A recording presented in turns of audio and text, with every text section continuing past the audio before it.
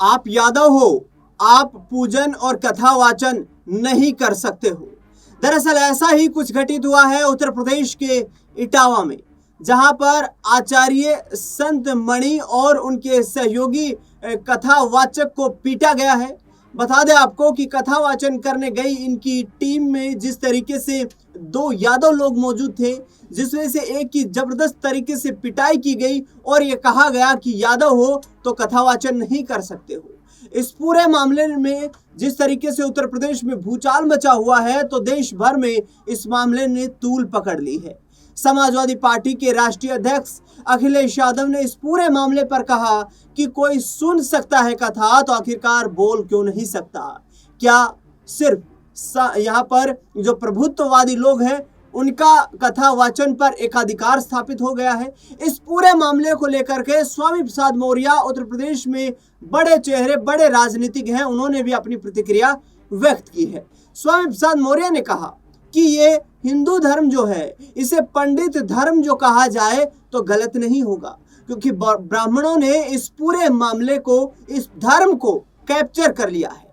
उनके आधार के ऊपर सिर्फ ब्राह्मण ही हिंदू धर्म के श्रेष्ठ हैं, बाकी किसी को भी इस धर्म में कोई जगह नहीं दी गई है। स्वामी प्रसाद मौर्य ने सीधे तौर पर कहा है कि पिछले कुछ वक्त से भारतीय जनता पार्टी ने जिस तरीके से हिंदुत्व को प्रमोट किया है, वो आज समाज के लिए नासूर बन चुका है। समाज में आज एक दूसरे के प्रति हीन भावना पैदा हो गई है।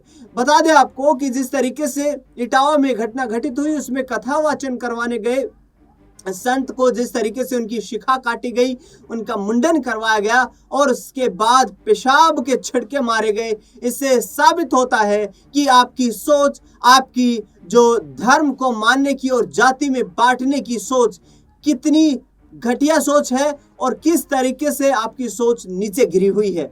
आपको बता दें कि इस पूरे मामले ने उत्तर प्रदेश की राजनीति में भूचाल ला दिया है। अखिलेश यादव ने सीधे तौर पर कहा कि जो जाति के लोग यहाँ पर जिस तरीके से दान दक्षिणा लेते हैं, और जब कोई व्यक्ति जिसको शास्त्रों का ज्ञान है, जो कथा वाचन जानता है, उसकी कथा वाचन पर आपत्ति जताई जाती है, तो फिर उन्हीं यादवों से, उन्हीं दलितों से, उन्हीं निचली जातियों के लोगों से आखिरकार फिर दान दक्षिणा क्यों ली जाती है?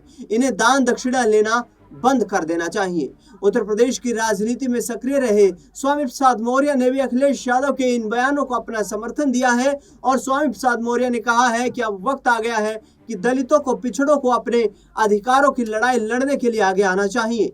जिस तरीके से सामंतवाद और प्रभुत्ववादी लोग लगातार जो हिंदू धर्म को कलंकित कर रहे हैं, हिंदू धर्म में अन्य किसी जाति को श्रेष्ठ मानते ही नहीं हैं, ये उनकी सोच को दर्शाता है कि कितनी संकुचित उनकी सोच हो चुकी है, जो इस तरीके की बयानबाजी कर रहे हैं और इस तरीके की लगातार घटनाओं को अंजाम दे रहे हैं। आपको बता दें कि अखिलेश यादव ने सीधे तौर पर कहा कि जो यहाँ पर कथा वाचन है और जिस धार्मिक किताब को पढ़ाया जाता है, वो धार्मिक किताब तो सीधे तौर पर भगवान श्री कृष्ण से जुड़ी हुई है। आखिरकार भगवान श्री कृष्ण के ही वंशजों को यदि कथा वाचन नहीं करने दिया जाएगा, तो फिर इस पूरे मामले में आखिरकार ब्राह्मणों को किसने ये अधिकार दिया कि एक अधिकार उनका है और केवल वही कथा वाचन करवा सकते हैं? स्वामी प्रसाद मौर्य एक तरफ भड़के तो अखिलेश यादव ने दूसरी ओर पलटवार किया और किस तरीके से निशाना साधा, सुनिए जरा। सरकार में बैठे लोग लगातार अन्याय करा रहे हैं। वो प्रभुत्ववादी लोग, वर्चस्ववादी लोग, प्रभुत्ववादी लोग लगातार पीडीए परिवार के लोगों को डरा रहे हैं, धमका रहे हैं, अपमानित कर रहे हैं। सोचने का सवाल यह है, भागवत कथा सबके लिए है, भागवत कथा सबके लिए है। जब सब सुन सकते हैं तो सब बोल क्यों नहीं सकते? भगवत कथा सबके लिए है, सब सुन सकते हैं तो सब बोल क्यों नहीं सकते? भगवत कथा भगवान कृष्ण से जुड़ी है। अगर सच्चे कृष्ण भक्तों को ही भगवत कथा कहने से रोका जाएगा, भागवत कथा तो भगवान कृष्ण से जुड़ी है। अगर सच्चे कृष्ण भक्तों को ही भागवत कथा कहने से रोका जाएगा तो कोई ये अपमान क्यों सहेगा? क्यों सहेगा कोई अपमान? कुछ लोग, वर्चस्ववादी लोग, प्रभुत्ववादी लोग कथा वाचन में अपना एकाधिकार बनाए रखना चाहते हैं। ये एकाधिकार छीने नहीं उनका, वर्चस्ववादी लोगों का एकाधिकार छीने नहीं। कथा वाचन को जिन्होंने भावना की जगह व्यवसाय बना लिया है, व्यवसाय बनाने वाले लोग हमारे इटावा कथा वाचन पीढ़ी अपमान कांड उन्हीं कुछ प्रभुत्ववादी और वर्चस्ववादी की वजह से घटित हुआ है।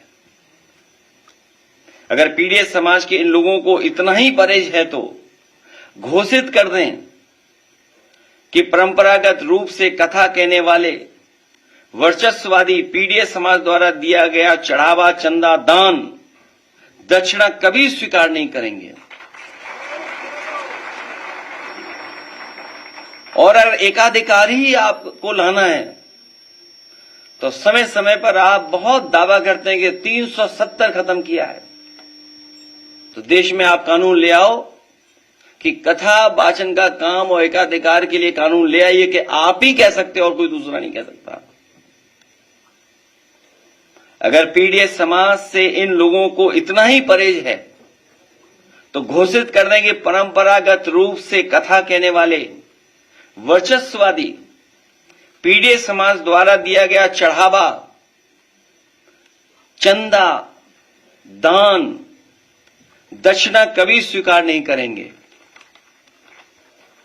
प्रभुत्ववादी और वर्चस्ववादी समय समय पर कभी घर को गंगा जल से तो कभी मंदिर को धुलवाकर पीढ़ी समाज का मानसिक उत्पीड़न व अपमान करते हैं और अब तो सिर तक मुड़वा रहे हैं।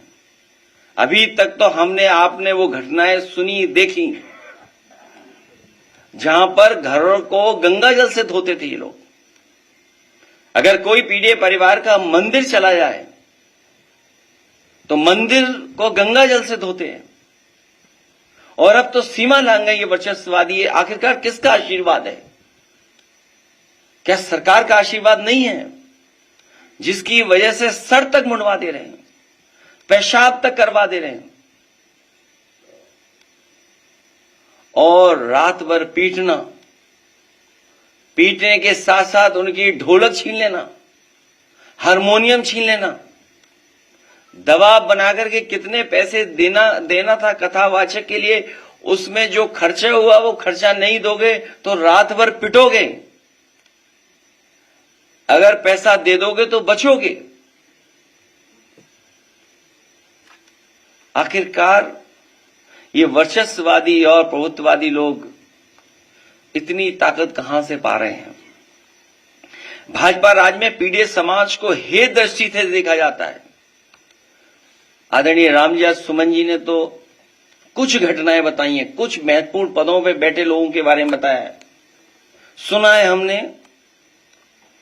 कि देश की सर्वोच्च सीट पर बैठने वाले के साथ भी कभी अपमान हुआ है। देश के राष्ट्रपति भी हे दृष्टि का सामना कर चुके हैं। सच तो यह है कि जैसे जैसे पीढ़ी समाज में चेतना और जागरूकता बढ़ती जा रही है, वैसे वैसे पीढ़ी समाज पर मनोवैज्ञानिक दबाव बनाने के लिए वर्चस्ववादी के पीढ़ी समाज पर अत्याचार बढ़ते जा रहे हैं।